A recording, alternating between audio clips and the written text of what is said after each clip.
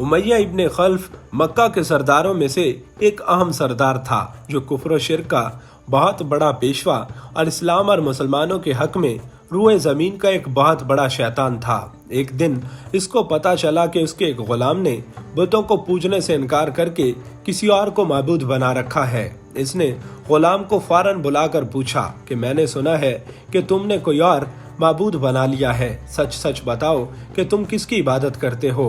गुलाम ने कहा कि मोहम्मद सल्लल्लाहु अलैहि वसल्लम के खुदा की। उमैया गुस्से से लाल पीला हो गया और कहने लगा कि मोहम्मद के खुदा की परस्तिश का यही मतलब हुआ कि तुम हमारे मुकद्दस बुतों के दुश्मन बन गए हो। सीधी तरह राह पर आ जाओ वरना जिल्लत की मौत मारे जाओगे। मैं ये हरगिज बर्दाश्त नहीं कर सकता कि तुम बुतों की पूजा करने वाले गुलाम रहकर मोहम्मद सल्लल्लाहु अलैहि वसल्लम के खुदा की परस्तिश करो। वो गुलाम जो तौहीद का सच्चे दिल से शैदाई हो चुका था, इसने बेधड़क उमैया को जवाब दिया कि मेरे जिस्म पर तुम्हारा जोर चल सकता है, लेकिन मैं अपना दिल और अपनी जान मोहम्मद सल्लल्लाहु अलैहि वसल्लम और खुदा के पास गिरवी रख चुका हूँ। अब अल्लाह की इबादत ही मेरी जिंदगी का मकसद है और तुम्हारे खुद के बनाए हुए बुतों को पूजना मेरे बस की बात नहीं है। ये जवाब सुनकर उमैया बिन खल्फ गैज़ो गज़ब से दीवाना हो गया। एक गुलाम ने उसे बेधड़क जवाब दे दिया था।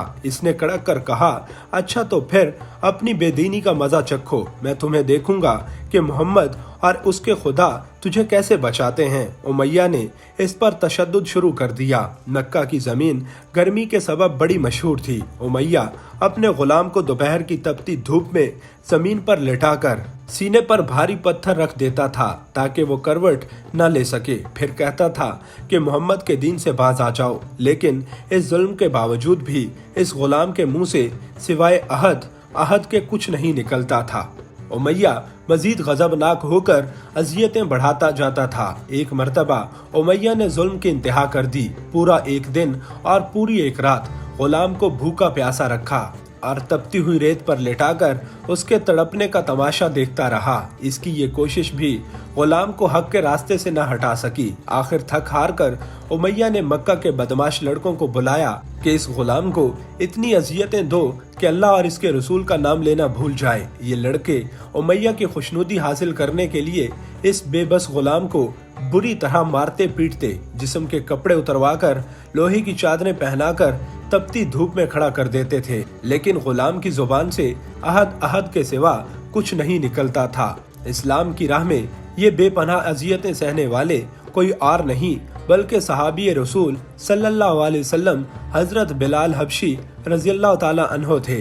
इन्हीं जुल्म सितम के दौरान एक दिन हजरत अबू बकर सिद्दीक रज़ियल्लाहु ताला अन्हो का उधर से गुजर हुआ।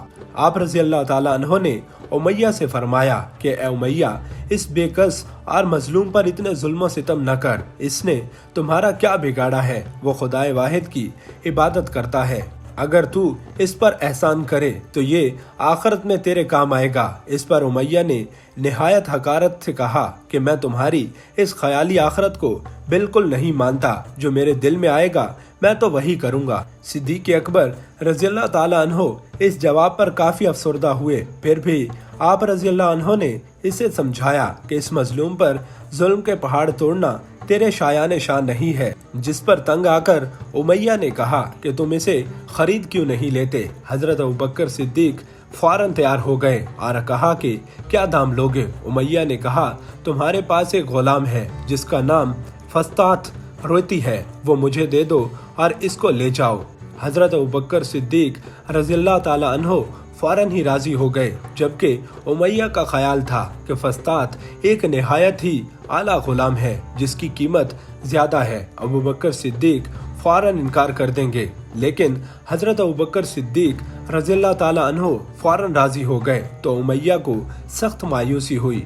उसने साथ ही 40 औक़िया चांदी की फरमाइश कर दी। ये भी हजरत अबू बकर सिद्दीक ने बखुशी अदा कर दी। हजरत बिलाल हबशी रज़ियल्लाहु ताला अन्हो को साथ लेकर दरबार रसूल में हाजिर हुए और सारा माजरा कह सुनाया। आप सल्लल्लाहु अलैहि वसल्लम खुश हुए और फरमाया, अबू बकर, इस नेक काम में मुझे भी शरीक कर लो। हजरत अबू बकर सिद्दीक ने फरमाया, या रसूल अल्लाह, मैं इसे खुदा की राह में आज़ाद कर चुका हूँ। ये सुनकर नबी करीम सल्लल्लाहु अलैहि वसल्लम के लबों पर कलमा रहमत जारी हो गया। हजरत बिलाल रजी अल्लाह ताला अन्हो ने इस गुलामी में 28 साल गुजार दिए, लेकिन आप चूंकि निहायत नेक तबीयत के थे, लिहाजा आप सल्लल्लाहु अलैहि वसल्लम ने दावत तौहीद दी तो आपने फौरन इसे कबूल कर लिया और यूं आप साबिकून अव्वलून की जमात में शामिल हो गए। रिहाई पाने के बाद हजरत बिलाल रज़ी अल्लाह ताला अन्हो हमेशा आप सल्लल्लाहु अलैहि वसल्लम की खिदमत में हाजिर रहते थे और दिलो जान से नबी करीम सल्लल्लाहु अलैहि वसल्लम की खिदमत बचा लाते। आप सल्लल्लाहु अलैहि वसल्लम हजरत बिलाल को जो भी हुक्म देते तो आप जान भी लड़ा देते।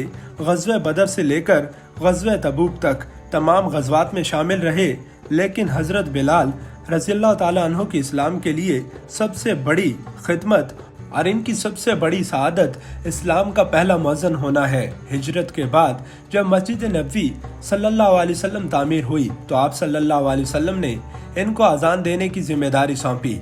उनकी आवाज़ निहायत दिलनशीन थी और इसमें ऐसी तासीर थी कि सब लोग काम छोड़ छाड़ कर मस्जिद की तरफ दौड़ते। 8 हिजरी में जब मक्का फतह हुआ तो काबे को बुतों से पाक करने के बाद आप सल्लल्लाहु अलैहि वसल्लम ने हजरत बिलाल से फरमाया कि ए बिलाल, काबे की छत पर खड़े होकर आज़ान दो। और ये मुबारक सिलसिला आन हुजूर सल्लल्लाहु अलैहि वसल्लम की हयात मुबारका तक इसी मोहब्बत और अकीदत के साथ जारी रहा। लेकिन 11 हिजरी में आप सल्लल्लाहु अलैहि वसल्लम ने सफर आखरत अख्तियार किया तो इस आशिक रसूल पर गम का पहाड़ टूट पड़ा। मदीने में रहना अब आपके लिए दुश्वार हो गया। आप रज़ी अल्लाह ताला अन्हो को हर वक्त नबी करीम सल्लल्लाहु अलैहि वसल्लम की याद सताती रहती थी। आपने आप सल्लल्लाहु अलैहि वसल्लम से सुना हुआ था कि मोमिन के लिए सबसे अफजल जिहाद फी सबीलिल्लाह है, लिहाजा आप रज़ी अल्लाह ताला अन्हो खलीफा अव्वल अबू बकर सिद्दीक रज़ी अल्लाह ताला अन्हो की खिदमत में हाजिर हुए और जिहाद पर जाने की इजाज़त तलब की। लेकिन हज़रत अबू बकर सिद्दीक ने इनको खुदा का वास्ता देकर कहा, मुझे इस बुढ़ापे में तन्हा छोड़कर मत जाओ। तो हज़रत बिलाल ने इस शर्त पर हज़रत अबू बकर सिद्दीक की बात मान ली कि अब वो रसूलुल्लाह सल्लल्लाहु अलैहि वसल्लम के बाद किसी के लिए आज़ान नहीं देंगे। हज़रत अबू बकर सिद्दीक ने उनकी ये बात मान ली, लेकिन आपके दौर के बाद जब खलीफा दोम हज़रत उमर फारूक के दौर में बैतुल मक़दस की तस्खीर के लिए शाम जाना पड़ा तो वहाँ ईसाइयों से सुलहनामा तय पाने के बाद हज़रत उमर फारूक रज़ी अल्लाह ताला अन्हो ने एक खुतबा दिया और हज़रत बिलाल से दरख्वास्त की कि आज जबकि किबले अव्वल पर तौहीद का परचम लहरा दिया है तो इस बाअज़मत मौका पर अगर आप आज़ान दें तो हम आपके मशकूर रहेंगे। हजरत बिलाल ने यहीं अजान देना शुरू की तो सहाबा की ईद नबी की यादें ताज़ा हो गईं और इन पर रिक्कत तारी हो गई। शाम के मार्के के बाद हजरत बिलाल ने शाम के एक गांव में ही रिहाइश अख्तियार कर ली, क्योंकि मदीना में आपको हर वक्त नबी करीम सल्लल्लाहु अलैहि वसल्लम की याद सताती रहती थी। लेकिन एक दिन आपने ख्वाब में आप सल्लल्लाहु अलैहि वसल्लम की ज़ियारत की। आप सल्लल्लाहु अलैहि वसल्लम ने इनसे फरमाया कि अभी वक़्त नहीं आया कि तुम हमारी ज़ियारत के लिए आओ। इस ख्वाब ने आप रज़ी अल्लाह ताला अन्हु को तड़पा दिया और आप बेताब होकर फ़ौरन मदीना रवाना हो गए। मदीना पहुंचकर हज़रत बिलाल ने रोज़ा अक़दस पर हाज़िरी दी और इस दर्द से रोए कि हाज़रीन भी अश्कबार हो गए। वहीं हज़रत इमाम हसन रज़ी अल्लाह ताला अन्हो और इमाम हुसैन रज़ी अल्लाह ताला अन्हो भी मौजूद थे। नाना के प्यारे नवासों को आपने अपने गले लगाया और बेतहाशा चूमने लगे।